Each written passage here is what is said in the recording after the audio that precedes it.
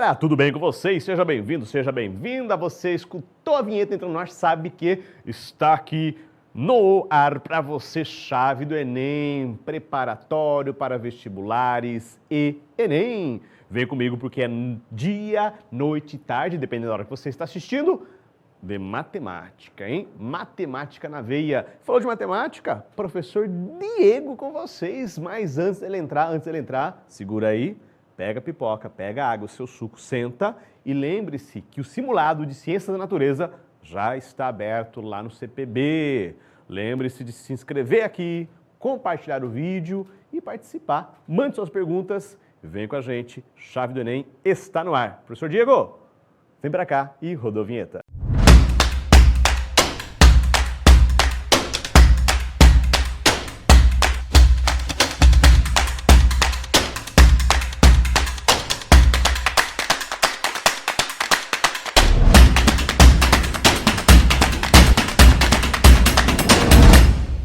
Olá, meus queridos, boa noite para você que nos assiste nesse momento. Sejam todos muito bem-vindos à nossa aula da Chave do Enem.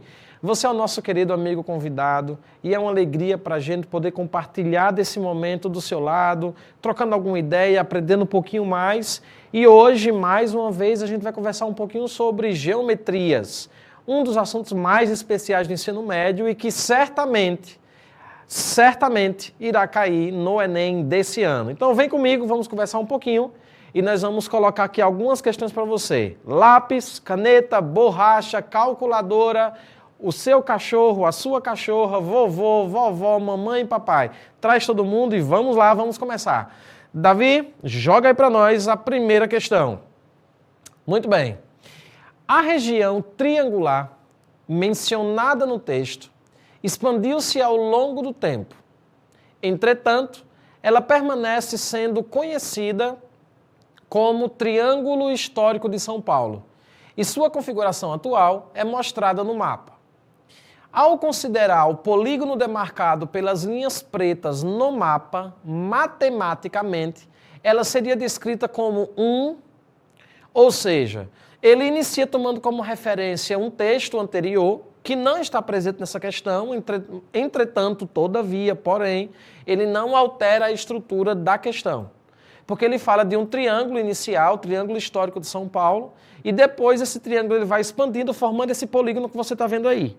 Ok? O que é o polígono? É uma região fechada, delimitada por retas, por semirretas, formando vários ângulos internos. Por isso, polígonos. Ok? E aí esses polígonos, eles levam um nome, e esse nome está diretamente relacionado à quantidade de lados que esse polígono tem, ok? Por exemplo, decágono é quando eu tenho 10 vértices, 10 lados. Um decágono, 11 lados. Dodecágono, quando eu tenho 12 lados. Pentadecágono, quando eu tenho 15 lados. Ou seja, a quantidade de lados de um polígono determina a nomenclatura que ele vai ter. Tudo bem para você? E a pergunta que ele faz é, esse polígono que tinha aí desenhado no mapa, qual que é o nome que nós daremos a ele? Para a gente começar a nossa brincadeira, a primeira coisa que a gente precisa dar, vizinho, qual que é, o que é que a gente precisa? Só contar a quantidade de lados desse polígono aí. E o nosso amigo Tiago já fez a leitura, já fez a contagem. Já fez a contagem aí, Tiaguinho? Já? Quantos lados nós temos desse polígono aí, será? Faz aí, Davizinho, a leitura com o Tiago e diz aí pra gente quantos lados tem esse polígono. 11 lados? 11? Já fez a leitura assim tão rápida? Então vamos lá, vamos verificar aí. Ó, um lado, 2 lados. Ó, esses lados pequenininhos aí, eles também são quantificados, tá bom? Não depende do tamanho dele. Então, 1 lado, 2 lados, 3 lados, 4 lados, 5 lados, 6 lados, 7 lados, 8 lados, 9 lados... 10 lados, 11 lados. 11 lados, nós nos referimos a qual polígono, professor Diego? A um decágono, que nesse caso é a letra D de Diego. Ok? Então você aí, fala para mim aí no chat se você acertou essa questão, tá bom? Fala para mim aí. Um decágono seria o nome que nós daríamos que nós damos a esse polígono. Apesar de ser uma coisa simples, qual que é o problema dessa questão, que geralmente a gente lembra dos nomes dos polígonos até ali 8 lados, 7 lados do polígono. Passou disso, a gente quase que não lembra, tá certo? Mas é importante a gente relembrar aí questões como essa, aí o decágono, um decágono, dodecágono, são os nomes que nós atribuímos a polígonos acima de 10 lados, ok? Tranquilo? Então vamos lá, letra D de Diego. Próxima questão. O senhor Carlos vai construir no seu jardim um pequeno canteiro retangular. A área A, veja que ele chamou a área DA, em metros quadrados do canteiro, em função da medida x em metros de um dos lados, é dada por... Aí você tem a área, né? AX igual a 8x menos x ao quadrado. Ali não tem essa informação, mas ele fala que x vai variar de 0 a 8. Você vai entender daqui a pouco por que x vai variar ali de 0 a 8, tá bom? Com o 0 e com o x sem ser incluso. Tudo bem? Então vamos lá. Olha que legal aí agora. Sabendo que esse polígono que você tem aí retangular tem aquela formulazinha ali, aquela relação 8x menos x quadrado como sendo a área desse polígono, a pergunta que ele faz é, esse mesmo polígono vai ter quantos metros em perímetro? Simples pergunta, ok? É uma pergunta simples, o cara dá a área e ele pergunta qual que é o perímetro. Só que essa pergunta, apesar dela ser simples, ela é complexa na construção da resposta dela. Porque é fácil você pegar um polígono e se eu tenho as suas respectivas medidas, é só somar as medidas dos seus lados, dos lados do contorno, e você tem o perímetro. É óbvio, uma criança ali do 6º ano, ele já sabe que o perímetro é a soma das medidas de todos os lados. Até aí tudo bem. Ok? A questão agora, a pergunta agora que a gente tem é a seguinte, como que eu faço para saber qual que é o perímetro? Então vamos lá. Para que você saiba como que eu acho o perímetro de uma questão, de um polígono, a primeira coisa que a gente precisa pensar é,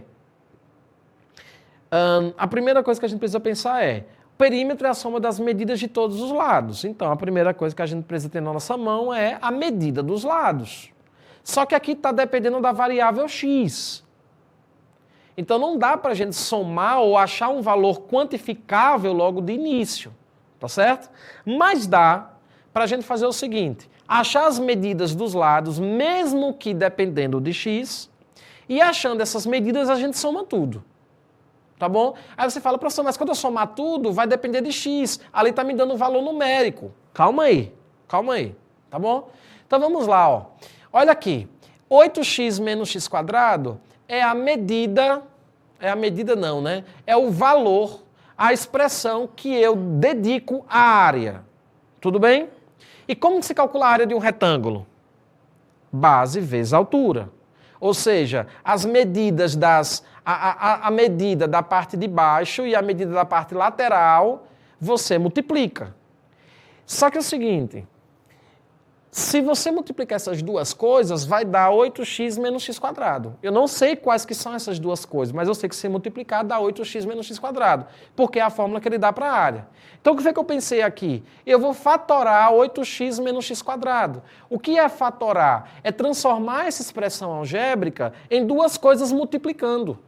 Porque se eu pego essas duas coisas e pego essa área e coloco como sendo duas coisas multiplicando, então eu posso dizer que essa primeira coisa, por exemplo, é a largura do retângulo e essa outra coisa é o comprimento. Porque se eu tiver a largura e o comprimento, essas duas coisas multiplicando, e eu coloco aqui em cada um dos seus devidos lugares, eu só somo depois. E quando eu somar tudo, vai dar o perímetro. Sim? Como que eu fatoro 8x menos x quadrado? A gente usa o que a gente fala de colocar em evidência. O que é colocar em evidência? É você verificar o que tem no primeiro termo 8x e o que tem no segundo termo x quadrado e colocar como sendo alguém fora. De modo que quando eu multiplicar com algo, dá 8x menos x quadrado. Então, como o x aparece nos dois termos, eu posso fazer isso aqui, ó. X vezes 8 menos x. Veja se, desculpa, só um mosquitinho aqui que parou aqui. Mosquitinho não, né? Uma produção aqui. Mas vamos lá. 8x menos x quadrado, colocando x em evidência, fica x vezes 8 menos x. Concorda comigo? É só você fazer o chuveirinho ali que você verifica que vai voltar lá para 8x menos x quadrado. Sim? Tranquilo? Então veja, ó, x eu posso dizer que é a minha base do meu retângulo. 8 menos x eu posso dizer que é a altura do meu retângulo. Sim? Ó, olha só. X é a base e a largura superior. E 8 menos x é as alturas. Tudo bem? Tranquilo? Veja, se eu sei que 8 menos x é a altura e x é o comprimento, agora é só fazer o perímetro, somar tudo. Mas eu somo tudo. Quando eu falo somar tudo, não é somente essas duas medidas, as medidas de todos os lados. Então, ó, o perímetro vai ser x mais 8 menos x mais 8 menos x. São 4 coisas somadas. X, 8 menos x, 8 menos x. Faz sentido que o perímetro é a soma de todas as medidas de todos os lados? Aí agora eu saio somando tudo. Só que preste atenção. Você está vendo aquele x positivo lá na frente antes do 8? E aqui tem x negativo. Aqui eu tenho um x positivo e aqui eu tenho um x negativo. Ou seja, quando eu somar, essas mesmas coisas, ora positiva e ora negativa, elas se cancelam. Então todos esses x vão se cancelar. Sobrando somente 8 mais 8, que dá 16. Ou seja, qual é a conclusão que eu chego nessa questão? Que independentemente do valor que eu atribuo à variável x, o perímetro desse polígono, independentemente de qual que seja o tamanho desse retângulo, independentemente de qual seja o tamanho, na realidade não é independentemente de qual seja o tamanho, é independentemente de qual que seja a minha variável x, o perímetro sempre vai dar 16. Sim? E aqui agora, ó, lembra que eu falei que o x variava de 0 a 8? Sendo que o x não pode nem ser 0 nem ser 8? Por que eu falo isso? Porque o x ali, por exemplo, ele não pode ser 9. Porque ficaria 8 menos 9, que vai dar menos 1. Não faz sentido. Então, o máximo que talvez eu poderia colocar para x ali era 8. Só que 8 menos 8 dá 0, não existe medida 0. Certo? Tranquilo para você? E também eu não posso colocar no lugar de x 0, porque lá em cima x é a medida do comprimento. Então x não pode ser 8 e x não pode ser 0. E x não pode ser maior que 8. Então x só pode ser 1, 2, 3, 4, 5, 6, 7. Tá bom? Mas enfim, independentemente se x for 1, 2, 3 até 7, o perímetro desse polígono sempre vai dar 16. Tudo bem? Show de bola? Tranquilo? Vamos aí agora para a nossa primeira questão.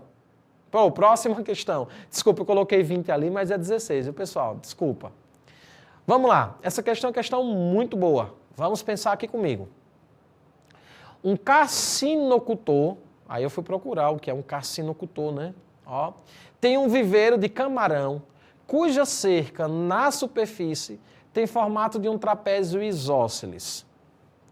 A base maior e a altura desse trapézio têm medidas, respectivamente, de 45 e 20 metros. Ou seja, eu tenho um trapézio, ali está um trapézio, um exemplo de um trapézio para você, e ele fala que a base maior desse trapézio é 45 e a altura é de 20. Ok. Para manter uma produção de qualidade, ele segue o padrão de 10 camarões para cada metro quadrado da área delimitada para o viveiro. Ou seja, em um viveiro, a cada 10 camarões eu tenho 1 metro quadrado. Até aí tudo bem. Com uma produção atual correspondente a 6.000 camarões. Então veja, se cada 10 camarões precisa de 1 metro quadrado, 6.000 camarões vai precisar de quantos metros quadrados, né? Uma comparação aí. Mantendo o mesmo padrão de qualidade, ou seja, para cada 10 camarões, 1 metro quadrado para ele habitar, ele pretende aumentar a capacidade produtiva desse viveiro em 2.400 unidades de camarão. Ou seja, ele vai acrescentar a essas 6.000 que existem, 2.400 unidades de camarão, com a ampliação da área delimitada para o viveiro, modificando apenas a medida da base menor do trapézio. Ou seja, o que ele está querendo dizer para você é que a medida do trapézio, da base maior do trapézio permanece a mesma, só que como eu vou aumentar o tamanho do meu trapézio, é óbvio de se pensar que alguma coisa eu vou ter que alterar. Nesse caso, ele está perguntando em quantos metros ele deverá aumentar a base menor do trapézio para alcançar a capacidade produtiva desejada, ok? Ou seja, qual que deve ser o tamanho da base menor, ok? Então, pensa aqui comigo agora. Pensa aqui comigo, ó. Presta bem atenção. Ali eu tenho uma base menor do trapézio, eu tenho uma base maior que é 45 e eu tenho uma altura que é 20 metros. Essa altura não é essa linha que está inclinada. A altura, pensa-se em uma linha na vertical, perpendicular ao chão, ok? Tranquilo? Agora pense comigo, ó. 10 camarões é 1 metro quadrado. Qual que é a minha ideia que eu vou seguir para responder essa questão? Como eu agora vou acrescentar 2.400 unidades de camarão, então a ideia aí é que eu saia de 6.000 para 8.400. Sim? Então eu vou pensar em quanto que de espaço, quanto que de área eu preciso para criar 8.400 unidades de camarão. Quando eu descobrir quantas áreas, quanto que de área eu vou precisar, eu coloco na fórmula da área do trapézio e descubro qual que é a base menor, a medida da base menor. Tudo bem para você? Tranquilo? Então vamos lá. Ó. 10 camarões, 1 metro quadrado. 6.000 camarões, 600 metros quadrados. Sim? Só que eu não quero 6.000 camarões, eu quero 8.400. Logo, 8.400 equivale a 840 metros quadrados. Ou seja, nesse meu novo trapézio, a área que ele vai ocupar é de 840 metros quadrados. Tudo bem? Aí agora eu jogo na fórmula. Ó. Qual que é a fórmula da área do trapézio? Base maior mais base menor vezes a altura dividido por 2. Sim? Só que a área do trapézio é 840. Então, ó, a área do trapézio é 840, base maior é 45, base menor é o que eu quero descobrir, a altura é de 20, e aí agora é só terminar a conta. Como eu quero descobrir o valor da medida Bzinho, que é a medida da base menor, todos estes números eu vou jogando para o outro lado. Todos os números eu coloco para o outro lado. Todos os números eu coloco para o outro lado. E aí eu descubro somente o valor da variável B. Tudo bem? Ó, aquele 20 está multiplicando, o 2 está dividindo. Eu posso cancelar o 20 com o 2, deixando só 10 no lugar? Porque 20 que divide para 2 dá 10. Ó. 840 igual a 45 mais B vezes 10. Sim? Como eu quero descobrir o valor de B, passo os números tudo para o outro lado. Então, ó, 840 dividido para 10, passa dividindo, tá bom? Então fica 840 que divide para 10, que vai dar 84. Aí fica 84 igual a 45 mais B. Sim? Tranquilo? Letras para um lado, números para o outro, você descobre que B é igual a 39 metros. Ou seja, a base menor, ela vai para 39 metros de largura para que eu consiga produzir um trapézio com espaço de 840 metros quadrados, equivalente ao espaço para se criar 8.400 unidades de camarão. Ok? Tranquilo para vocês? Então, letra D de Diego. Ok? Nada que foi forçado aqui. Só... Enfim, vamos lá. Letra D de Diego, 39. Podemos ir para a próxima questão? Podemos? Então, vamos lá. Essa questão aí, já vai colocando aí no chat pra gente qual o item que você respondeu nessa questão aí. Marca aí pra gente. Rapidão. Isso mesmo. Fala pra gente aí qual que você respondeu nessa questão aí. Vamos ler? Um brinquedo muito comum em parques de diversão é o balanço. O assento de um balanço fica a uma altura de meio metro do chão, quando não está em uso. Cada uma das correntes que o sustenta tem a medida do comprimento em metro indicada por X.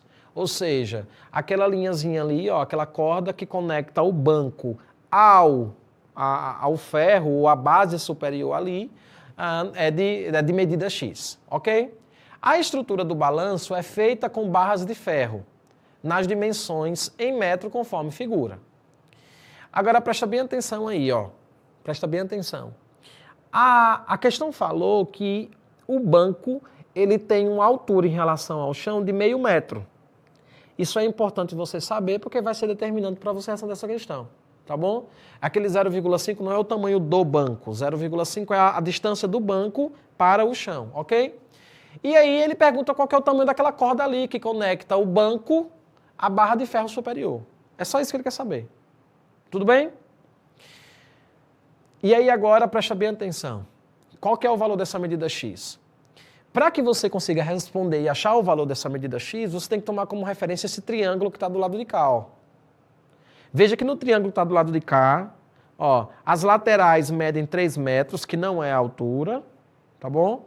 E a base desse triângulo mede 2 metros. E aí, preste atenção, o que foi que eu pensei aqui, ó? Tá vendo aquela linha azul ali, ó? Sabe o que eu pensei? Eu pensei o seguinte, como que eu faço para achar o valor daquele X lá do outro lado? Se eu descobrir a altura desse triângulo aí que vocês estão vendo, como a altura desse triângulo é igual à altura do chão até a barra de ferro superior, o que é que eu pensei? Se eu descobrir o valor dessa altura azul, é só tirar 0,5 metro do chão, da distância do banco para o chão, e o resto que sobra equivale à medida do valor X. Concorda comigo? Sim? Então é isso que eu fiz, ó. Eu peguei esse triângulo e vou colocar aquele na lateral, ó. Só para você entender, ó. O chão valia 1 metro. Eu estou pegando somente uma parte do triângulo, tá bom? Nessa uma parte do triângulo, como eu dividi ao meio, que equivale ali àquela linha azul, a base vai valer 1 metro, porque eu peguei a metade do triângulo. A hipotenusa vira um triângulo retângulo. A hipotenusa vai valer 3 metros. E essa altura, que é o que eu quero descobrir para descontar o 0,5 da altura do banco, eu vou chamar de Y. Tudo bem? Ou seja, ali eu tenho um triângulo retângulo. E no triângulo retângulo nós podemos descobrir uma das medidas dos seus lados, se eu tiver os outros dois, usando o teorema de Pitágoras. E é isso que a gente vai fazer agora. Porque qual que é a minha ideia, mais uma vez? Descobrir o valor da medida y usando o teorema de Pitágoras. E quando eu descobrir o valor da medida y, eu desconto o 0,5 que tem lá e acabou minha vida. Acabou o meu problema, melhor dizendo. Tudo bem? Então vamos lá, ó. O que é que diz o teorema de Pitágoras? A medida da hipotenusa ao quadrado é igual à soma das medidas dos catetos ao quadrado. Ok? Tudo bem? Então, ó, o valor da hipotenusa, a hipotenusa é sempre o lado maior, oposto ao vértice, ao ângulo de 90 graus. E ele fala o seguinte, a medida da hipotenusa ao quadrado é sempre igual à soma dos catetos ao quadrado. Tudo bem? Então vamos lá, é só substituir. Ó, hipotenusa é 3, então fica 3 ao quadrado. A medida do primeiro cateto é y, então fica y ao quadrado. E o valor de c é 1. Tudo bem? Só calcular, 3 ao quadrado é 9, 1 ao quadrado é 1, y ao quadrado, que é o valor que eu quero descobrir. Então vai ficar ó, 9 igual a y ao quadrado mais 1. Sim? Tranquilo para você? Letras para um lado, números para o outro. Vai ficar y ao quadrado igual a 9 menos 1, que é 8. E o y é raiz de 8, porque o ao quadrado passa para outro membro como raiz. Ou seja, a altura desse triângulo é raiz de 8, ou seja, aproximadamente 3. Próximo a 3, não é 3, né? Seria 3 se fosse raiz de 9. Ou seja, a medida daquele x lá é toda essa linha azul, que vale y, menos o 0,5, que é a altura do banco, em relação ao chão. Concorda comigo? Então, ó, veja se isso daqui está certo, ó. O valor de x, que é o que eu quero descobrir, é o valor do y menos 0,5. Sim? X é raiz de 8 menos 0,5. Ou seja, essa questão é a letra C, que é o item correto. Tudo bem? Tranquilinho para você? Tranquilo para você, assim como foi tranquilinho aqui para o nosso cameraman Davizinho. Tudo bem? Fácil a questão, Davi, ou não? Boa. É boa. Ele não disse que é fácil, ele falou que era boa. Né? Mas tudo bem, vamos lá. Vamos para a nossa próxima questão. Mas antes de nós irmos para a próxima, você acertou essa questão aqui? Fala para mim. Você não pegou o gabarito em lugar nenhum, você tentou fazer, conseguiu acertar? Fala para mim no chat, por favor. Vai lá, fala aí pra gente. Enquanto a gente vai para a próxima questão. Uma das 7 maravilhas do mundo moderno é o Templo de Kukulcán, localizado na cidade de Chichén Itzá, no México. Geometricamente falando, esse templo pode ser representado por um tronco reto de pirâmide de base quadrada. As quantidades de cada tipo de figura plana que formam esse tronco de pirâmide são quais? Ou seja, ele falou de um espaço, e que esse espaço aí, né, que é a pirâmide, enfim, o tronco dessa pirâmide corresponde a um espaço, a um pedaço dessa pirâmide. Todas as vezes que vocês ouvirem falar de tronco de algo na geometria espacial, esse tronco quer dizer um pedaço da pirâmide. Tá certo? Um pedaço da pirâmide, ou um pedaço do cone.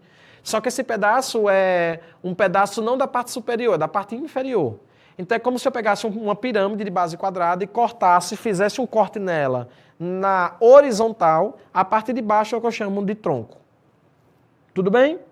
O que é que ele está perguntando nessa questão? Se eu pegar uma pirâmide de base quadrada e fizer um corte horizontal em relação ao chão, vai ficar um sólido, um pedaço desse sólido, que é o que a gente chama de tronco.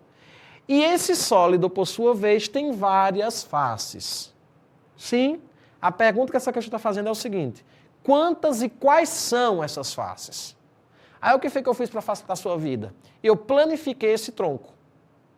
Se você não consegue verificar aí para mim, se você não consegue identificar o que é um tronco de uma pirâmide, é só colocar no Google aí rapidinho. Coloca aí, tronco de uma pirâmide, você vai entender o que eu estou dizendo aqui. Daqui a pouco eu vou responder outra questão, e lá eu coloquei um desenho desse sólido, tá bom? Vai facilitar a sua visualização.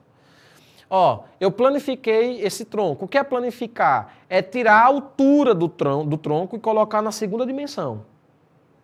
É fazer um corte dela, certo? Ó, fiz esse corte. Quantos quadrados eu tenho? 1, 2 quadrados. Só tem esses 2, né? E sobraram ainda 4 polígonos. Esses 4 polígonos são trapézios.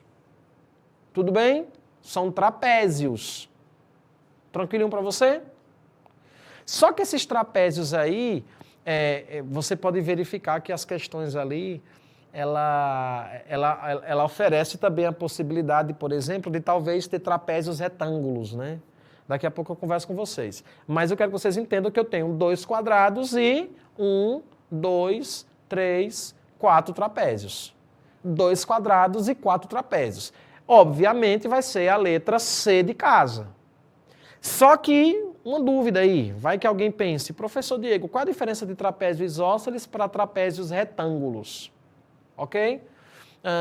Vamos lá para o próximo slide aí que você vai entender melhor. Ó. Tudo bem que aqui é um trapézio e tudo bem que ali eu tinha 4 trapézios nesse sólido aqui? Sim? O que são trapézios isósceles? São trapézios que possuem 2 lados com medidas exatamente iguais. É o que acontece aqui, por exemplo. Esse trapézio que eu estou mostrando para você são trapézios isósceles. É um trapézio isósceles. O que seria um trapézio retângulo? É quando um dos ângulos desse trapézio, um dos ângulos internos desse trapézio é de 90 graus, o que não acontece aqui. Então, por exemplo, supondo que eu tivesse ali 2 quadrados e 4 trapézios retangulares, essa hipótese já seria descartada, ok? Ou seja, letra C, 2 quadrados e 4, ó, isso, ó, 2 quadrados e 4 trapézios isósceles, letra C de casa. Tudo bem para você? Tranquilo? Show de bola? Então vamos para a nossa próxima questão. Construir figuras de diversos tipos, apenas dobrando e cortando papel, sem cola e sem tesoura, é a arte do origami, que tem um significado altamente simbólico no Japão. A base do origami é o conhecimento do mundo por base do tato. Uma jovem resolveu construir um cisne usando técnica do origami, utilizando uma folha de papel que tem 18 centímetros por 12 centímetros de largura. ok? 18 centímetros de comprimento, 12 centímetros de largura, ou 12 centímetros de altura, né? Assim começou por dobrar a folha conforme a figura. Então, eu tinha ali um formato retangular, 12 de altura, 18 de comprimento, e ele deu ali a primeira dobrada. Após essa primeira dobradura, quanto que mede o segmento AE? O segmento AE, pessoal, é esse segmento, ó, é esse segmento ali que começa no vértice A e vai até o vértice E. Depois que você depois que você dá essa primeira dobradura, consegue perceber que você forma um triângulo ADE? E que esse triângulo ADE, ele é um triângulo retângulo? E que, por sua vez, eu consigo descobrir a medida do segmento AE, que é a hipotenusa desse triângulo, usando o Teorema de Pitágoras? Sim? Só que para você achar essa medida AE, que é a hipotenusa desse triângulo, usando o Teorema de Pitágoras, eu preciso ter as medidas dos catetos. Só que preste atenção, ó. Do E até o C mede 12. Só que do A até o B mede 18. Isso significa dizer que de E para D mede 6. Ó, se daqui para cá mede 18, vamos colocar aqui, ó. Daqui para cá, vamos para cá, ó. Daqui para cá mede 18. Daqui para cá mede 12, então essa parte aqui mede 6. Foi isso que eu fiz ali. Já por outro lado, ó, essa medida AD, se eu desdobrar essa folha, nada mais é do que a altura dessa folha. Então ela continua valendo 12 centímetros. Ou seja, esse triângulozinho aí é um triângulo retângulo com os catetos 6 e 12, medindo 6 e 12, e a medida AE é a medida da hipotenusa que eu quero descobrir. Logo, eu posso usar o Teorema de Pitágoras. Ó, o A é o X, que é a hipotenusa que eu quero descobrir. O B e o C são, respectivamente, os valores dos catetos. Então, ó, só substituindo. Ó, B vale 6, C vale 12. Agora é só achar o valor de X, que é o que a questão está perguntando. E acabou. 6 ao quadrado é 36. 12 ao quadrado é 12 vezes 12, que dá 144. Então, ó, x ao quadrado é 36 mais 144. Somando 36 mais 144, isso aqui vai dar 180. Então, x ao quadrado é 180. É tranquilo isso para você? Show de bola? Muito bem. Só que olha para mim aqui agora. X ao quadrado é igual a 180, sim? Só que eu não quero o valor de x, o x ao quadrado, eu quero o valor de x. Então, essa potência ela passa para o outro membro da igualdade como uma raiz. Então, x é a raiz de 180. Como eu não sei quanto que é a raiz de 180, não é uma raiz exata, então o que é que eu faço? Fatoro, ok? Vou fatorar porque depois eu corto as potências com o índice da raiz. Como que fatora 180? Coloca 180, uma linhazinha, divide por 2, que dá 90, divide por 2, que dá 45, divide por 3, que dá 15, divide por 3, que dá 5, e divide por 5, que dá 1. Ou seja, 180 nada mais é do que 2 ao quadrado, vezes 3 ao quadrado, vezes 5.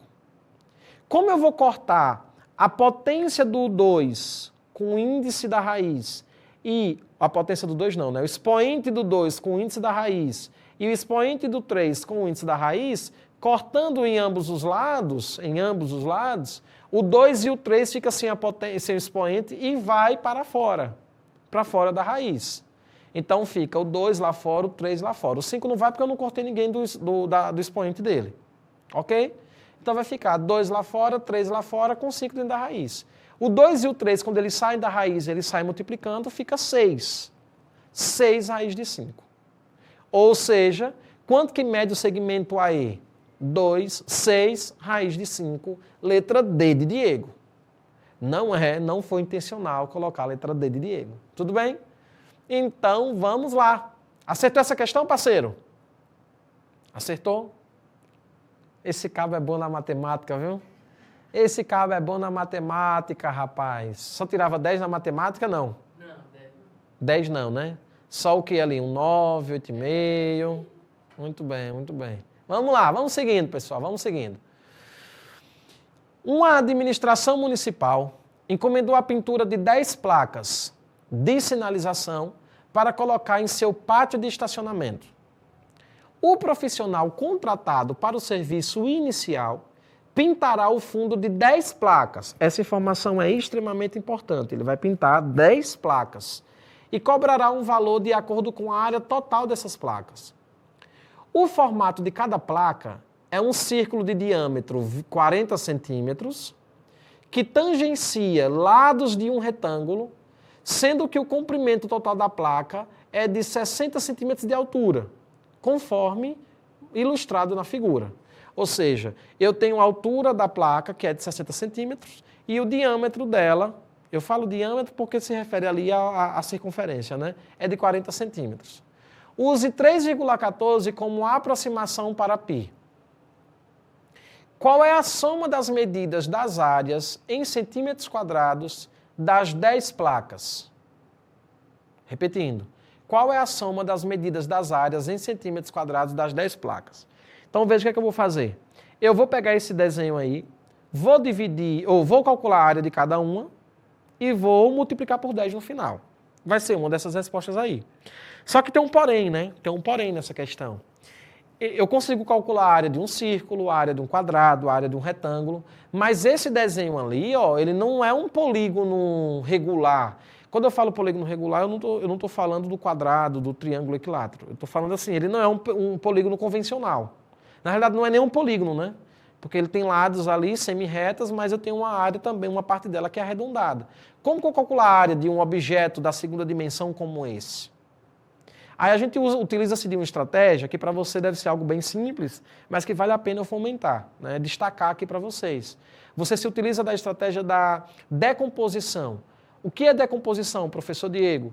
É você destruir, desconstruir esse desenho geométrico da segunda dimensão que você tem em partes de coisas que você sabe calcular. Então, por exemplo, olha o que eu fiz aqui, ó. Eu dividi esse desenho em duas partes. Na parte de baixo você tem aí um desenho, um retangular, e na parte de cima você tem a metade de uma circunferência. Então o que é que eu pensei? Calculo a área dessa metade da circunferência e calculo a área desse quadrado. Soma essas duas áreas. Vai dar a área da placa. Multiplico por 10, porque a questão está querendo de 10 placas, e acabou a história. Tudo bem? Então vamos lá, ó. Vamos lá, ó. Olha ali o semicírculo e o quadrado de baixo, certo? Professor, é um quadrado ou um retângulo, né? Apesar de que todo quadrado também é um retângulo, mas eu acho que você entendeu o que eu quis dizer, tá bom? Vamos verificar, ó. Esse lado, ou melhor dizendo, essa base desse polígono aqui, ó, vale 40 centímetros, a base. Por quê? Porque lá em cima ele já fala que é 40. Como que eu sei que a altura dele também mede 40, e aí eu chego à conclusão de que ali é um quadrado? Veja, a altura dele toda é 60 centímetros. Só que o diâmetro desse semicírculo, desse círculo, é de 40 centímetros. Como eu estou pegando a metade desse semicírculo para dentro do polígono, isso quer dizer que eu vou ter 20 centímetros para cima. Ou seja, se ele todo vale 60 e a parte de cima vale 20, e a parte de baixo vai valer 40. Ou seja, vale 40 centímetros ali, 40 centímetros aqui, logo é um quadrado. Ou seja, eu vou calcular a área daquele semicírculo, que é a área de um círculo dividido por 2, porque é a metade do círculo, mais a área do quadrado. Concorda comigo? Ó, 20 centímetros ali, ó. Concorda comigo que a área dessa placa é a área do semicírculo dividido por 2 mais a área do quadrado?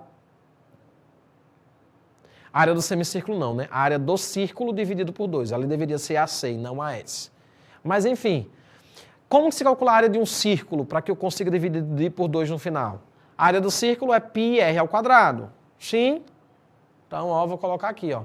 πr ao quadrado dividido por 2. A área do quadrado é lado ao quadrado, ou lado vezes lado, né? Ó, veja que a questão falou que π era 3,14, que o raio é 20 centímetros, porque a medida toda é 40.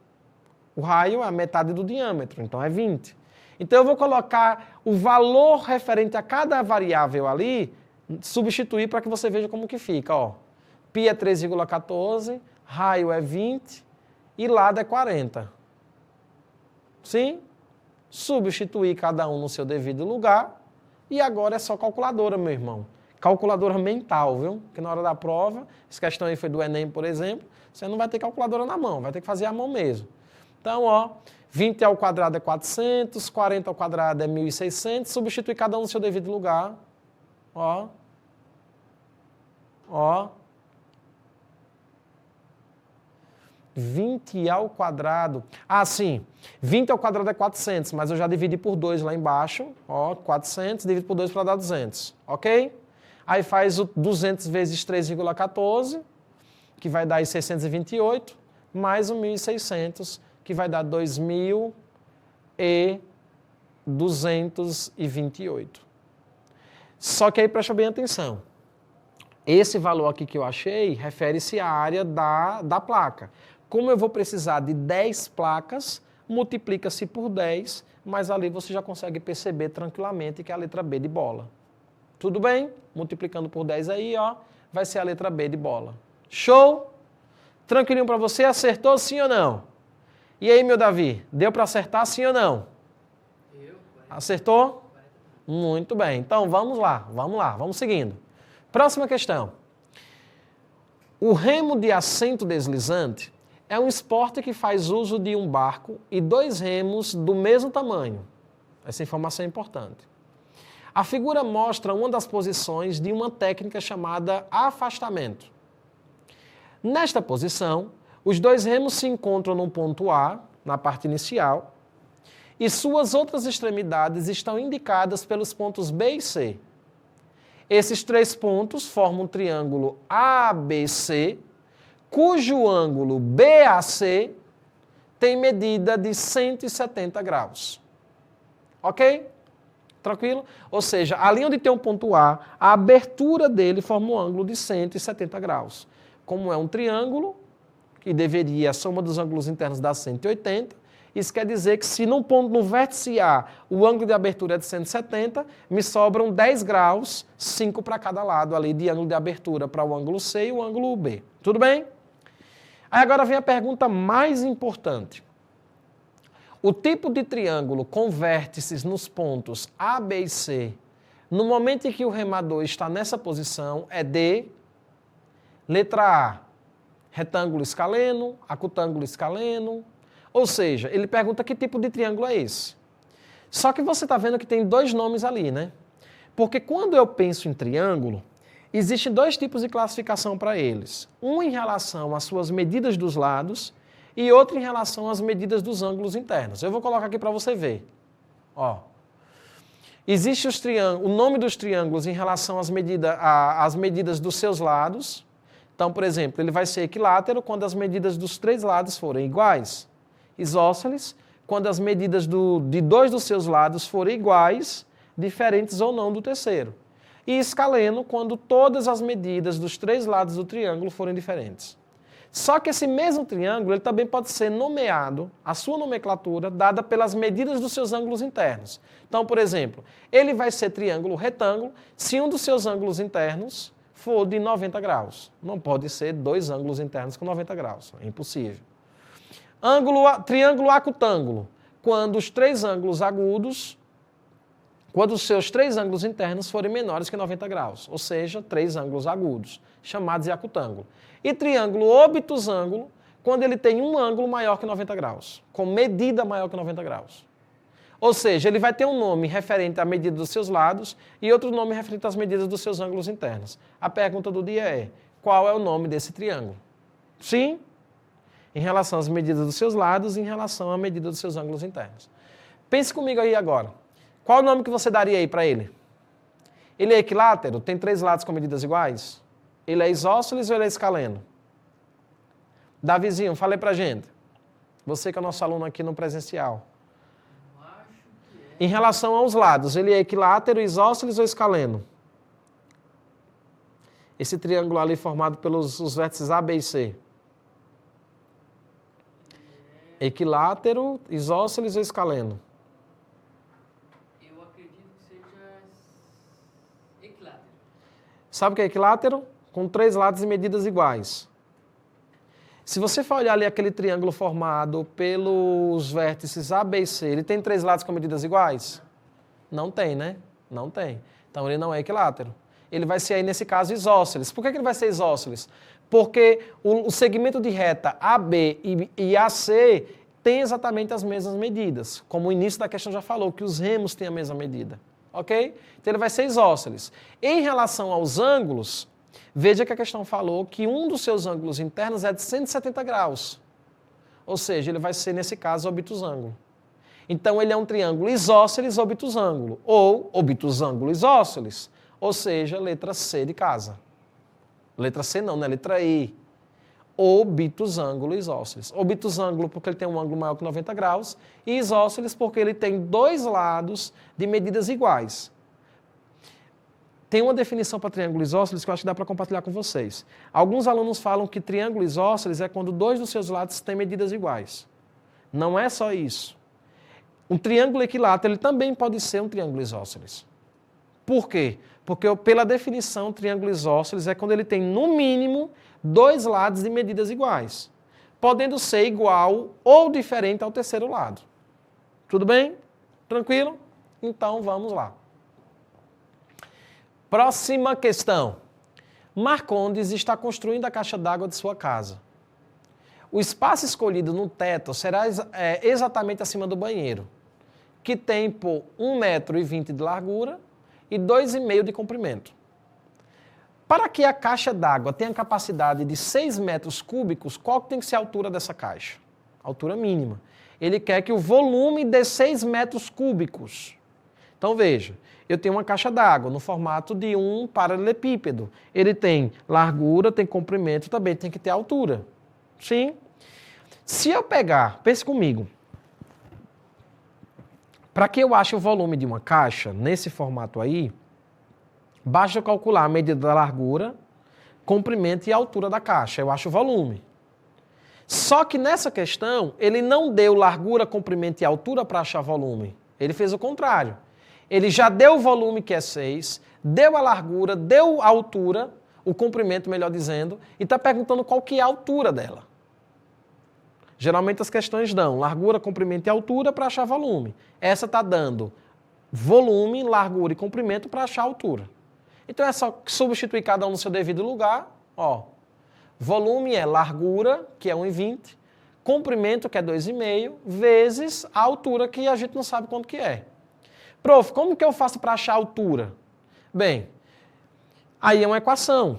Se no lugar de V eu colocar 6, coloco as letras tudo para o outro lado e acho a minha altura, que é o que a gente está querendo aqui.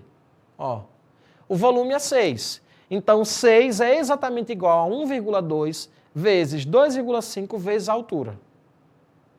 Sim? Tranquilo? Aí agora é só você achar a altura. Letras para um lado, números para o outro. Tranquilo? Faz aí para mim 1,2 vezes 2,5. Quanto que dá? Pega a calculadora rapidão aí. 1,2 vezes 2,5. Vai dar... Deu quanto? 1,8? Tem certeza? 1,2 vezes 2,5 vai dar 1,8? 1 vezes 2,5 já daria 2,5.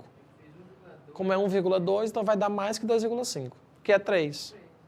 Letras para um lado, números para o outro. O 3 está multiplicando, passa dividindo. A altura é 6 que divide para 3, que dá 2. Altura igual a 2. Ou seja, letra C. Show de bola?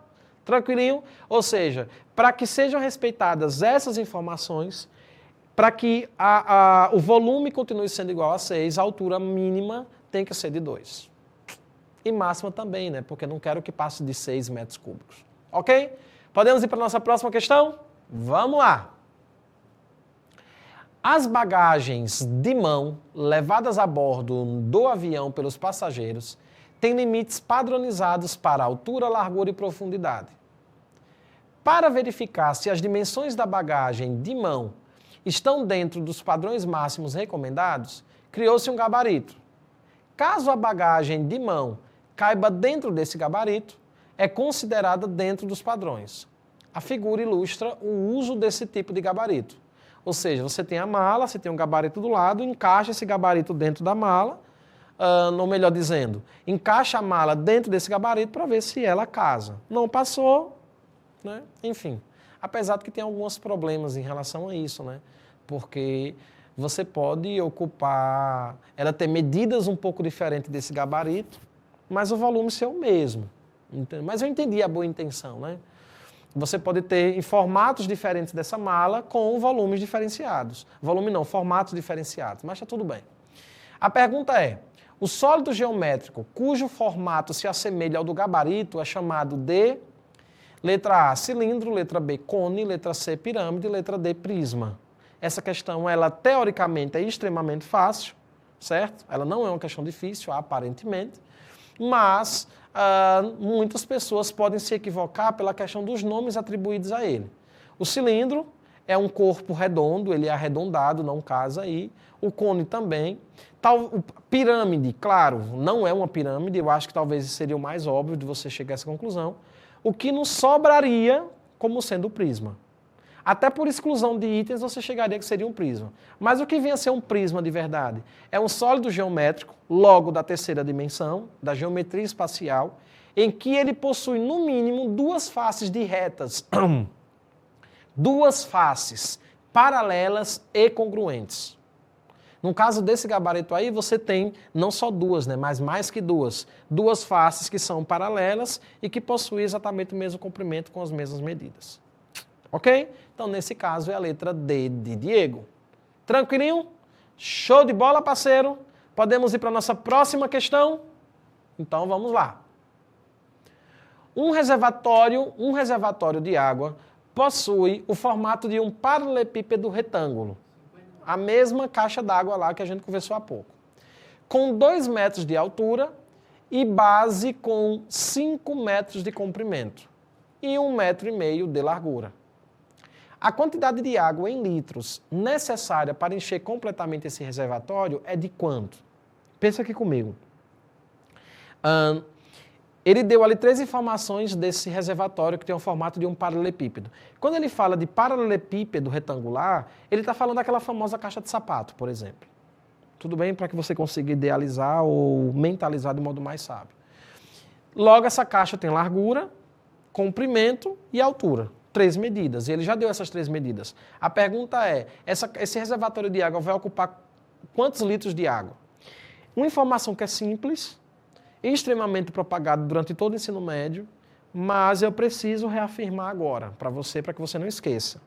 A cada 1 metro cúbico de espaço, você consegue, dentro desse 1 metro cúbico de espaço, nesse reservatório, guardar 1.000 litros de água.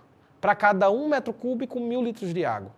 Então, se esse cara está perguntando quantos litros de água cabem dentro desse reservatório, eu quero dizer uma coisa para você, de modo bem rápido e bem simples. Se você achar o volume desse reservatório, basta você multiplicar por 1.000 e você tem aí a seguinte informação, a quantidade de água que você consegue para ocupar esse reservatório. Tudo bem? Tranquilo para você? De boa na lagoa? Então vamos lá, vamos nós. Vamos calcular aqui o volume. O volume nada mais é do que altura vezes comprimento vezes largura, ou seja, 2 vezes 5 vezes 1,5. 2 vezes 5 é 10. 10 vezes 1,5, 15 metros quadrados. Ok? Show de bola? 10 vezes 1,5, 15 metros quadrados. Metros quadrados não, né? Metros cúbicos ali. Ali é metros cúbicos. Ok? Só que para cada metro cúbico eu tenho 1.000 litros de água, então basta fazer 15 vezes 1.000 que você descobre a quantidade de água para esse reservatório, que vai dar 15.000 litros de água. 15.000 litros de água equivale à letra E de escola. Ok para você? Conseguiu acertar essa questão? Fala aí para mim, professor, consegui acertar essa questão. Fala aí, tá bom? E eu vou te pedir uma coisa, vá contabilizando aí rapidinho quantas que você já acertou e quantas que você errou e como que está essa relação, porque no final eu vou pedir que você coloque no chat para que a gente possa acompanhar, tá bom? Só para saber aí o relatório dos seus resultados. Vamos para a nossa próxima questão? Vamos lá. Essa questão é uma questão muito boa. Num recipiente com a forma de paralelepípedo reto-retângulo, é outra forma, outro nome que você dá para a caixa de sapato, né? Colocou-se água até a altura de 8 centímetros e um objeto que ficou flutuando na superfície dessa água. Esse objeto aqui, ó. Esse sólido tem 17 centímetros de altura, a água até 8 centímetros, e nesse 8 centímetros de altura ali, ok. Para retirar o objeto de dentro do recipiente, a altura da coluna de água deve ser de pelo menos 15 centímetros. Para a coluna de água encher até essa altura, é necessário colocar dentro do recipiente bolinhas de volume igual a 6 centímetros cúbicos cada, que ficarão totalmente submersas. Aí a pergunta do dia é: o número mínimo de bolinhas necessárias para que se possa retirar o objeto que flutua na água, seguindo as orientações, é... Veja só, eu quero que essa plaquinha aqui, ou esse papelzinho aqui, ele suba até 15 centímetros. Ele está em 8 centímetros aqui, ó, de altura. Para que ele suba 15 centímetros, é óbvio de pensar que eu vou ter que subir uma altura de 8 para 15 de 7 centímetros. Faz sentido para você? Porque se eu já tiro esse papelzinho a 15 centímetros de altura, então eu só preciso que ele suba 7 centímetros. Sim? Por quê? Porque 8 mais 7 já dá os 15 que ele quer ali. Então, qual que é a minha ideia? Eu tenho ali um novo sólido que está oco, com 4 centímetros de largura, 3 centímetros de comprimento e 7 centímetros de altura. Tá certo? Se eu calculo o volume desse cara, aí qual que é a minha ideia? Eu sabendo o volume desse sólido, eu vou dividir pela quantidade do volume da bolinha. Porque se eu divido pela quantidade do volume da bolinha, eu consigo entender quantas bolinhas no máximo eu consigo colocar lá dentro daquele recipiente. Ok? Tranquilo? No máximo não, né? No mínimo. Então vamos lá, ó. A quantidade de bolinhas é o volume desse espaço dividido pelo volume da bolinha. Sim? Porque a ideia é quantas bolinhas eu consigo colocar lá dentro, para que o volume alcance 15 centímetros de altura. Se cada bolinha ela ocupa um espaço de 6 centímetros cúbicos, se eu pego esse espaço, o volume desse espaço e divido por 6, eu vou poder descobrir quantas bolinhas eu vou conseguir colocar lá no mínimo. Tudo bem? Então vamos lá. Ó, volume do espaço é um sólido, um paralelepípedo. Então é só calcular, multiplicar as suas dimensões que vai dar o seu volume, ou seja, 4 vezes 3 vezes 7. 4 vezes 3 vezes 7 e divido por 6. Tudo bem? Por que por 6? Porque o volume da bolinha é 6. 4 vezes 3 vai dar 12, 12 vezes 7 vai dar 84. E 84 que divide para 6 vai dar 14. Ou seja, o que é que significa esse 14? Significa dizer que se eu pegar esse espaço que está vazio com aquela água que está dentro e colocar 14 bolinhas lá dentro, a água vai subir, ao ponto que esse papelzinho fique a 15 centímetros de altura e eu consiga pegar. Tudo bem? É isso aí. Letra A. Vamos para a nossa próxima questão? Um edifício com 60 apartamentos tem uma caixa d'água com formato de paralelepípedo reto, com base de 10 metros quadrados, a base de 10 metros quadrados e a altura de 1 metro. O consumo médio de água por apartamento é de 300 litros por dia. A partir do próximo mês, a região onde se encontra o edifício terá o abastecimento de água suspenso por 24 horas, uma vez por semana. Para assegurar o suprimento de água aos apartamentos durante o racionamento, os moradores decidiram substituir a caixa por outra com o mesmo formato, com a mesma área da base, mas com altura diferente, com capacidade de suprir os mesmos 300 litros diário para cada apartamento. Decidiram ainda que a nova caixa deverá ter a menor altura possível, para diminuir os custos e considerar que no início do racionamento a caixa d'água estava cheia. Qual que deve ser a altura dessa nova caixa? Veja só, um apartamento ele gasta 300 litros. 60 apartamentos ele vai gastar uma quantidade de litros ali. Qual que é a minha ideia? Eu descobri primeiro quantos litros de água ele vai gastar. durante todo esse tempo, esses 60 apartamentos, certo?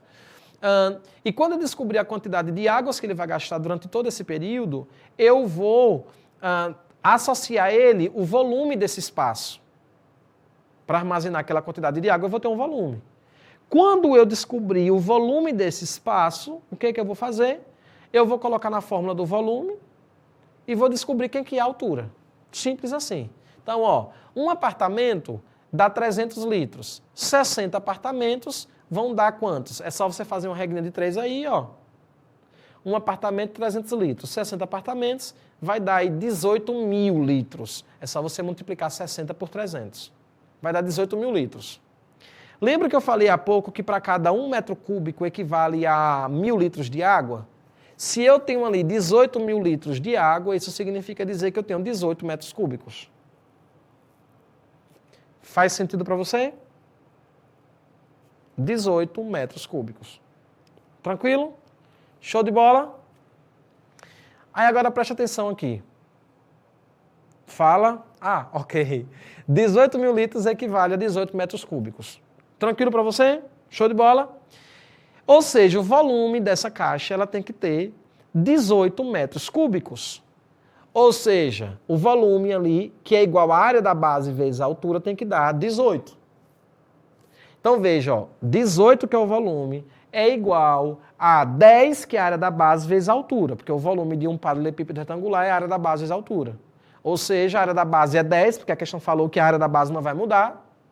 A altura que eu não sei quanto é, eu não sei qual que vai ser essa minha nova altura, tá certo? Mas eu sei que quando eu multiplicar a área da base pela altura vai dar 18. Sim?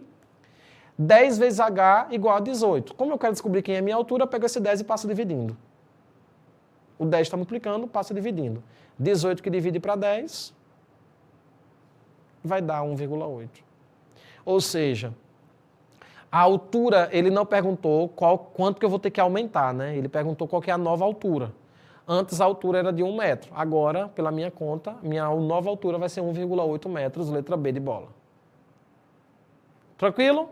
Show de bola para você? Tranquilinho? Então, vamos lá para a nossa próxima questão. Ó, essa questão é uma questão muito boa. Diz o seguinte: o tronco de uma pirâmide, e lembrando, vai anotando aí para mim, por favor, quantas questões você já acertou e quantas que você errou. E coloca no chat para mim, tá bom? Coloca aí para mim. O tronco de pirâmide tem como base 2 quadrados de lado 6 e de lado 10 centímetros. O tronco de uma pirâmide, eu já tinha conversado com vocês em outra questão. É esse sólido que vocês estão vendo aí, ó. É a parte de baixo da minha pirâmide. Tudo bem? Tranquilo?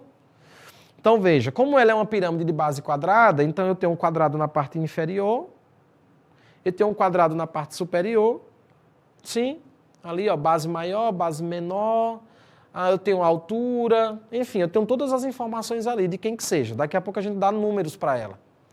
O tronco de uma pirâmide tem como base 2 quadrados de lado 6 e de lado 10, respectivamente.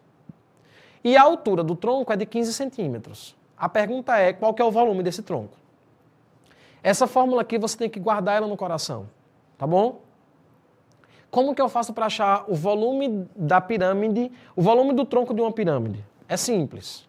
É só você pegar a altura desse tronco e dividir por 3 e multiplicar esse valor por outro valorzinho. E quem é esse outro valorzinho? O Bzão mais o Bzinho mais a raiz quadrada de Bzão vezes Bzinho. A pergunta é, quem é esse Bzão e quem é esse Bzinho no tronco dessa pirâmide? Bzão é a área do quadrado da parte de baixo.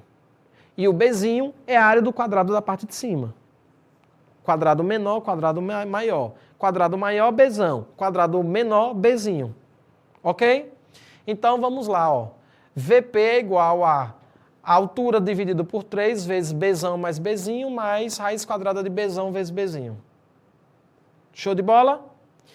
Veja, o quadrado de baixo,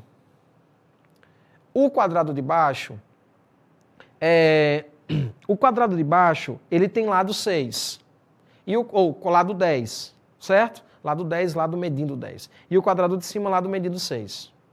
Se eu tenho um quadrado de baixo de lado 10, a área dele vai ser 100, porque é lado vezes lado. E o quadrado de cima de lado 6, a área vai ser 36. Por quê? Porque é 6 vezes 6. Sim? Tranquilo? Então, Bzão vai valer 100, Bzinho vai valer 36 e a altura vale 15, como a questão já falou. Tudo bem? Então, ó. Então, 15 sobre 3 vezes 10 ao quadrado mais 6 ao quadrado mais raiz quadrada de 10 ao quadrado vezes 6 ao quadrado. Tranquilo para vocês? Show de bola? Agora é só calcular, pessoal. Substituir, só calcular. Só lembrando, de onde eu tirei esse 10 e esse 6, a medida do lado de cada quadrado. Bzão, quadrado maior, Bzinho, quadrado menor. 10 ao quadrado é 100, 6 ao quadrado é 36, vou substituir.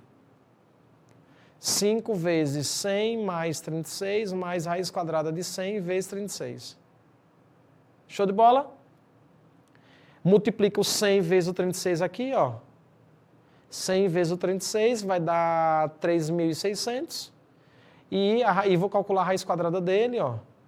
100 mais 36 deu 136. Raiz quadrada de 3.600 vai dar 600, né? 600 não, 60. Então vai ficar 5 vezes 136 mais 60. Somando o que está dentro do parênteses, 196. E vou multiplicar por 5. 5 vezes 196 vai dar aí agora 980 centímetros cúbicos. Ok? Tranquilo para você? Ou seja, o volume desse tronco da pirâmide é a letra E de escola, 980 centímetros cúbicos. Show de bola para você? De boa na lagoa? Então vamos agora para a nossa próxima questão. E não esquece, anota aí no seu caderno rapidinho quantas questões das 15 que você já acertou e que você errou, tá bom? Só para a gente ter um parâmetrozinho ao final. Diz o seguinte, uma rede hoteleira dispõe de cabanas simples na ilha de Gotland, na Suécia. Gotland, né? Conforme figura 1. A estrutura de sustentação de cada uma dessas cabanas está representada na figura 2. Figura 1, a cabana. Figura 2, a estrutura dela. A ideia é permitir ao hóspede uma estada livre de tecnologia, mas conectada com a natureza. Tudo bem, você tem um sólido ali, né? Figura geométrica da terceira dimensão. A forma geométrica da superfície, cujas arestas estão representadas na figura 2, é... Ou seja, ele quer saber que sólido é esse. Tudo bem? Letra A, é um tetraedro? Primeiro, o tetraedro é um sólido da terceira dimensão em que todas as suas faces são triangulares, o que não acontece ali. Tá bom? Pirâmide retangular? Ela não é uma pirâmide retangular. Tá certo? O que seria uma pirâmide retangular? É quando você tem a base como sendo um retângulo e todas as outras faces como sendo um triângulo. É o contrário aí. A base, nesse caso, é um triângulo. A base que eu falo é se eu colocasse ela na posição vertical ali, tá bom? As bases seriam triangulares e as bases não, as faces superiores e inferiores, né? E as laterais retangulares, não é o caso. É o tronco de uma pirâmide? Também não é. Aí você tem ali a letra D e a letra E. Prismas. O que são prismas, professor? São sólidos, objetos da terceira dimensão, em que ela possui duas faces paralelas e de mesma medida. Veja que eu tenho duas faces aí paralelas e de mesma medida, são as faces triangulares. Então elas são prismas. Aí agora a gente precisa ver se são prismas de base quadrangular ou prismas de base triangular. O que determina se vai ser triangular ou quadrangular? Olha para mim. O que determina se ela vai ser triangular ou quadrangular é você olhar as duas faces que são paralelas. É ela que determina. Então, as duas faces que são paralelas nesse sólido aí são os dois triângulos. Então, nesse caso, é um prisma de base triangular. Letra E de escola. Show de bola? Tranquilinho? Deu para entender? E agora fala para mim, meu querido aluno, fala para mim se você acertou ou se você errou. A quantidade de questões aí que você acertou, que você errou. Fala, eu vou esperar um pouquinho e você diz para mim aí. Vamos lá. Vou esperar, porque se eu cancelar aqui agora a minha transmissão, você não vai conseguir fazer isso. Então, quantifica aí quantidade de acertos, quantidade de erros e registra aí no chat pra gente. tá bom? E não esquece, tira a fotinho da nossa aula, registra lá no Instagram, @chavedoenem, e marca a gente lá, para que a gente fique bem feliz vendo aí você nos acompanhando do começo até o final da nossa aula. Ok? E aí, quanto ficou? Quantos acertos e quantos erros? Mais de 10 acertos para eu ficar tranquilo? E aí, conseguiu? Fechou? Então coloca agora para a gente no chat quantas questões você acertou, quantas questões você errou. E eu quero aqui te agradecer e foi um privilégio estar aqui contigo. Espero ter contribuído um pouquinho mais para a sua formação acadêmica, científica e até nosso próximo encontro, se Deus assim nos permitir. Tchau, tchau.